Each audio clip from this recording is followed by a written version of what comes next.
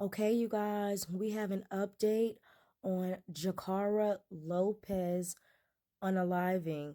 Okay, the U.S. Marshals arrested a man by the name of Rain Tapiato, 27 years of age, on Friday morning on State Street. The Rochester police say he took Jakarah Lopez Moore into the woods on August 27th and fatally unalived her in the head with a pow pow. Jakarah left her home on Weld Street on August 27th, and her family reported her missing 2 days ago when she didn't return home.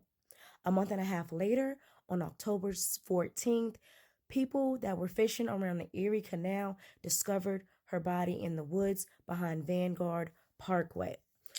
Okay. RPD investigators determined that she was unalived the same night that she went missing, and they identified Tapiato as the suspect. Okay. Tapiato had a loaded handgun on him at the time of his arrest. Okay. In addition to second-degree murder, they are charging him with criminal possession of a weapon. Tapiato was taken to Monroe County Jail, and he will be arraigned on Saturday morning in Rochester City Court. Okay. Jakarah's best friend spoke with the news after learning she was unalived, and she described her friend as lovable, happy, and smart. Okay. The police believe she was killed the same night that she walked away from her home.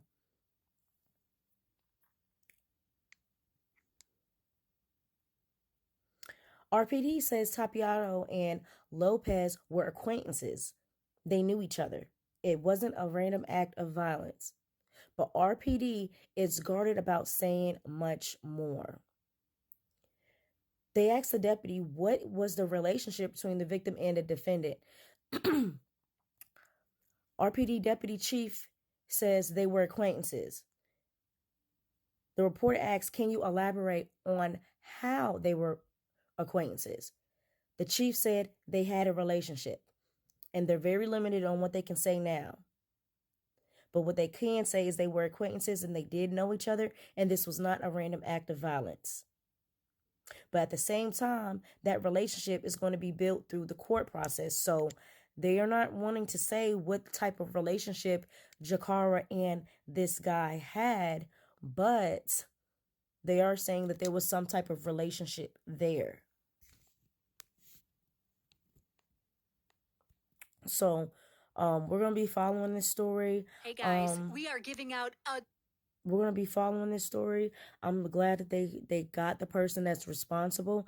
And, it's just unfortunate. She was very beautiful, very young. She had her whole life ahead of her.